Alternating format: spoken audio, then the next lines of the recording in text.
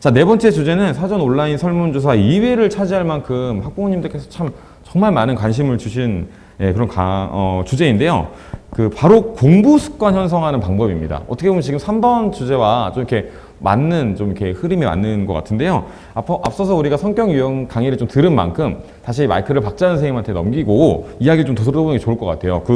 공부 습관 형성 방법에도 성격 유형 이런 거 좀 중요할까요? 그럼요. 각자 주의할 것들 이것만 피하면 공부를 아주 잘 할 수 있습니다. 자, 우선 자유로운 영혼형 같은 경우는요, 학습 방법을 알려주면 가장 잘 감동을 합니다. 근데 집중 시간이 짧기 때문에 공부에 방해되는 요인들은 미리 없애는 게 좋고요. 자, 여러 과목을 1시간 정도 단위로 계획을 짜서 지루하지 않게 공부하는 것이 좋습니다. 그리고 혼자 방에서 써보기도 하고 말하기도 하면서 오감을 자극한다면 훨씬 더 오래 기억에 남겠죠.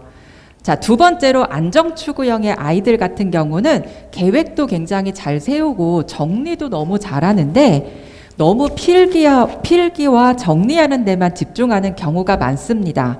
자, 정리한 내용을 나의 지식으로 만들기 위해서는 학습 내용의 유형을 좀 나눠보고 꾸준한 반복으로 적응하는 연습이 필요한데요. 그래서 본인이 공부한 내용이 유용한 지식인지를 늘 확인해 보는 것이 좋습니다. 바로 계획과 실천의 조화로 말이죠. 자, 세 번째로는 관계 중심 이상가 유형인데요. 이 아이들은 숲을 본다고 그랬잖아요. 그래서 단원의 전체적인 흐름은 잘 파악을 하지만 세세하고 구체적인 내용은 쓱 하고 지나갔을 가능성이 높습니다. 그래서 공부를 할 때는 내가 덜 공부한 게 있을 수 있겠구나 라고 체크하는 것을 추천드리고 본인이 좋아하는 과목부터 시작을 하면 더욱더 좋습니다.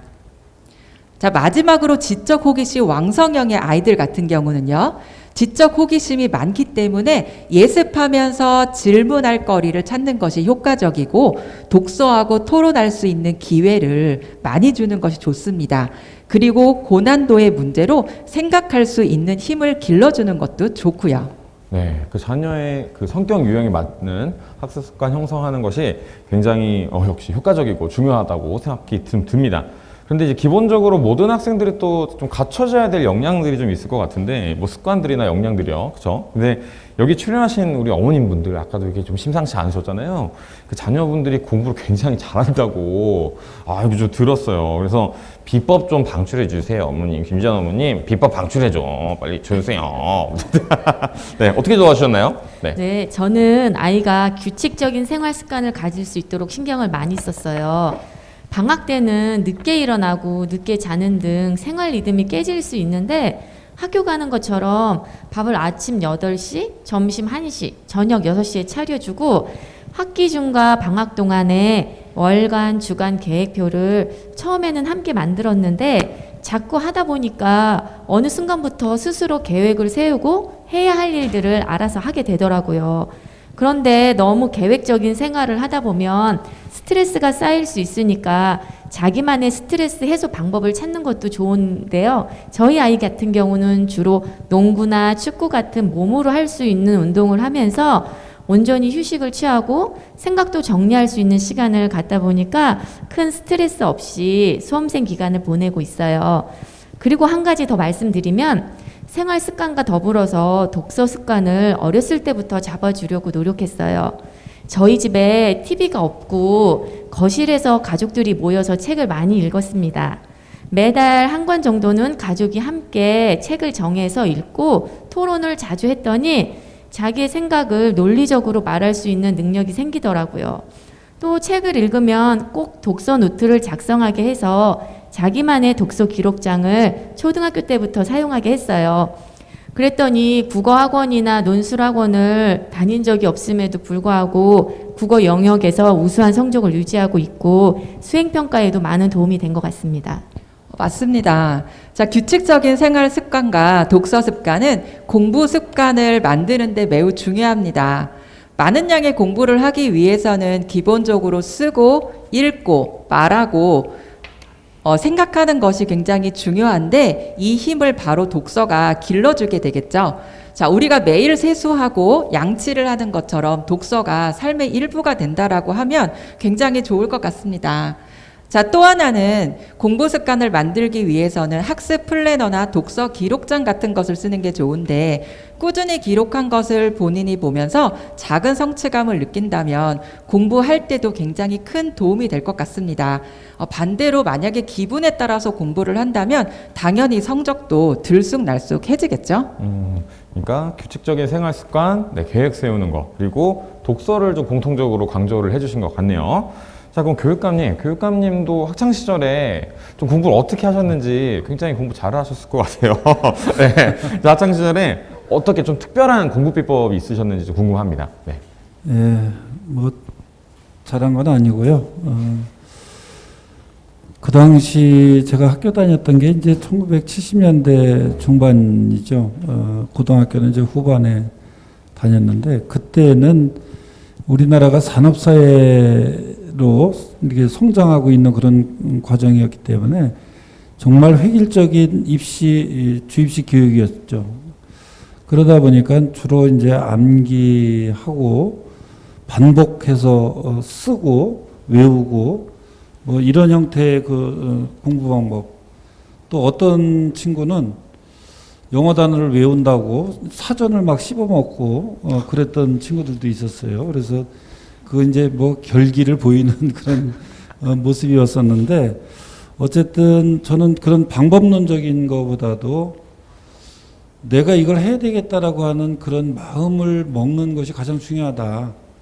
어떻게 보면 동기부여를 우리 아이들한테 할 수 있게 할 것인가. 이제 그런 차원에서 우리 교육청의 비전도 삶의 힘이 자라는 우리 인천교육 이렇게 이제 표현하면서 역량, 삶의 힘은 역량을 얘기하는 것이고 기른다, 키운다 이렇게 안 쓰고 잘한다라고 하는 그런 표현을 쓴 것이 키우는 것은 학생들을 바라보는 게 수동적이고 통제의 대상이고 미숙한 대상이고 그래서 항상 가르쳐야 될 대상이고 이렇게 대상화된 걸로 바라본다. 그렇지 않고 우리는 잘한다라고 하는 것은 아이가 능동적으로 스스로 할 수 있는 존재. 그렇게 보면은 존중과 배려의 존재죠.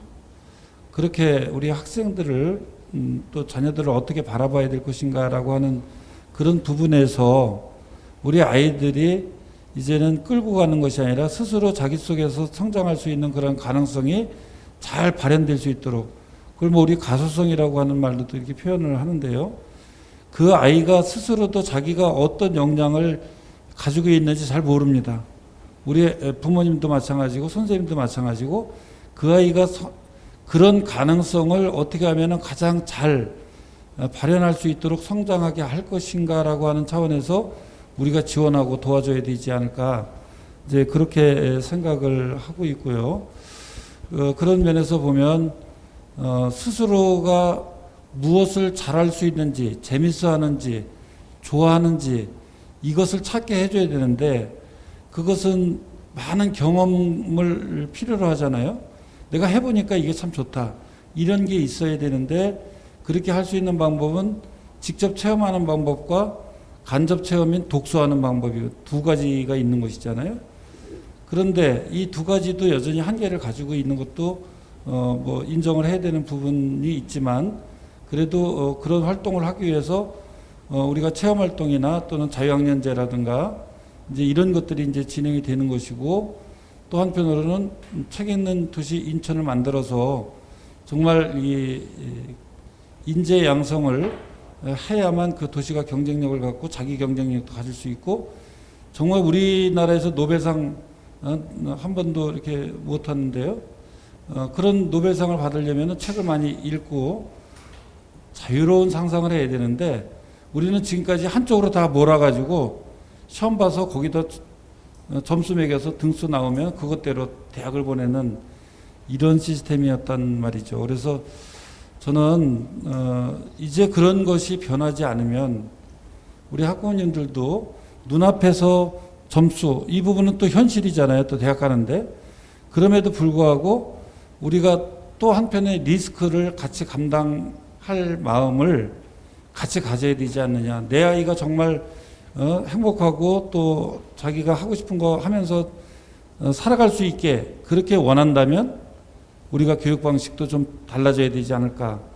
또 가정에서도 아이들과의 관계도 달라져야 되지 않을까.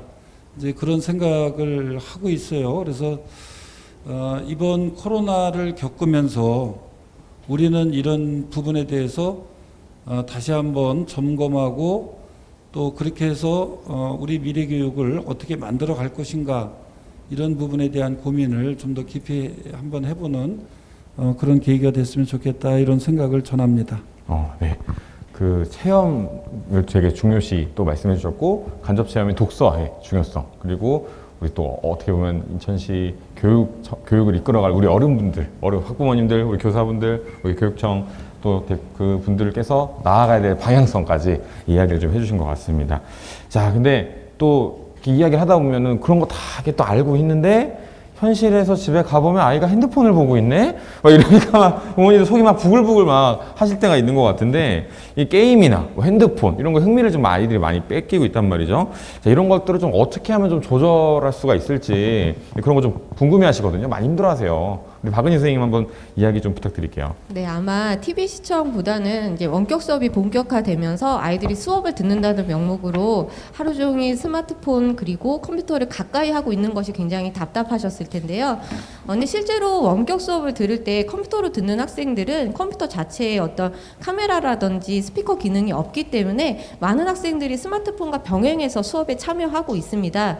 그리고 선생님들도 실제로 수업을 하실 때 스마트폰 같은 기기들을 활용한 수업들을 많이 하고 계세요. 왜냐하면 이제 아이들이 지금 살아갈 사회가 4차 산업혁명 사회에서 디지털 문해력이 굉장히 중요하게 다뤄지는 시대거든요. 디지털 문해력이라고 하는 게 뭐냐면 디지털 기술을 이해하고 활용하는 능력이라고 할 수 있습니다. 그러니 학부모님들께서도 마냥 반대하고 못 쓰게 하기보다는 이것을 지혜롭게 잘 활용할 수 있도록 도와주시는 것이 더욱 중요한 시대가 된 것 같습니다. 그래서 부모님들께서 먼저 모범적인 사용 습관 태도를 좀 아이들에게 보여주시고요. 그리고 유용한 앱 같은 것도 자녀와 함께 공유해 주시면 도움이 많이 될 것 같습니다. 그렇다 하더라도 아이들이 너무 지나치게 게임을 오래 하고 있다, SNS에 집착하고 있다, 이런 모습이 보이신다면 이때도 강압적으로 빼앗거나 못하게 하면 사춘기 자녀와의 관계는 돌이킬 수 없을 수도 있습니다. 그러니까 그럴 때에는 자녀들과 꼭 그 대화를 통해서 사용 규칙을 정해서 정해진 시간만큼은 아이들이 눈치 보지 않고 마음껏 쓸 수 있게 해주시는 것도 도움이 될 것 같습니다. 무엇보다도 아이들이 왜 이렇게 스마트폰을 오래 하는 걸까요? 궁금하시지 않으셨어요? 저도 참 궁금합니다. 고민을 많이 했는데 아마도 그거 외에 또 다른 즐거움을 찾지 못한 건 아닐까라는 생각이 들더라고요. 그래서 그 시간에 운동이라든지 아니면 본인이 하고 싶은 것들을 찾아서 하게끔 한다면 자연스럽게 스마트폰을 잡고 있는 시간이 줄어들지 않을까 생각을 해봅니다. 네. 네, 그 스마트폰의 디지털 문해력을 좀 키워줄 수 있는 그런 활동들, 그런 것들이 중요하고, 스마트폰 말고도 취미 활동을 좀 길러주시는 것들, 뭐 여러 가지 체험을 할 수 있게끔 도와주시는 것들이 굉장히 많은 도움이 될 것 같아요. 자, 그럼 또 우리 어머님한테 안 물어볼 수 없을 것 같습니다. 우리 최은정 어머님, 어떻게 좀 공부 습관 형성하는 거, 어떻게 좀 하셨나요? 네, 저도 선생님처럼 게임을 정해진 시간에만 할 수 있게 규칙을 정하고 운동이나 책 읽기 등 뭔가를 같이 하려고 노력했어요. 그리고 저 혼자 있을 때도 자녀 교육 책이나 유튜브를 통해 새로운 교육 과정에 대한 이해나 입시제도, 학부모 특강 교육을 자주 듣고 메모하는 편이에요. 활용만 잘하면 자녀 교육에 도움되는 정보를 많이 얻을 수 있더라고요. 아이가 어렸을 때는 학부모 모임을 통해서 다양한 정보를 얻었는데 자꾸 다른 집 아이랑 비교하게 되더라고요.